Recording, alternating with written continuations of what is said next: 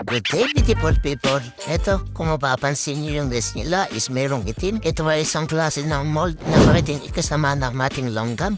Kaya siguro medyo aligaga yung queen, ano? At kung mapapansin nyo is medyo foggy na nga yung nest. No, ang kanilang test tube ay di na masyadong clear. Kaya ang gagawin natin is tatanggalin natin yung takip para masinaran sila ng ilaw at magbabaka sakali tayong lilipat sila sa bagong test tube. Kung mapapansin nyo is meron yung test tube sa ilalim nila, ano?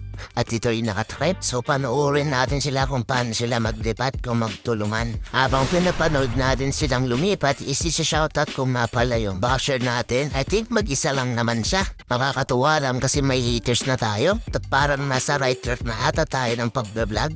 Hindi natin maiwasan na meron talagang isang hindi natin pwedeng i-please. At iba-iba talaga ang pananaw ng mga tao. Sa tingin ko lahat naman ata ng mga lalaking vlogger o content creator is merong mga haters o basher. Ano pa kaya sa akin na isang maliit na content creator lamang na gusto ko lang naman mag-enjoy at i-share ang mga nalalaman ko kapag langgam. So paano balik tayo dito sa langgam natin. Kung mapapansin nyo malapit na silang matapos. At yung queen nga nila is nasa baba na din. Tamang chill na lang. Kaya ikaw na ba, Shar, is chill ka lang din dyan. Ay, sorry. One eternity later. So ito tapos na silang lumipat. At napalitan na din natin yung test tube nilang bago. Hindi na natin sinari sa video yung pagtanggal natin ng test tube kasi nga, disaster na ni.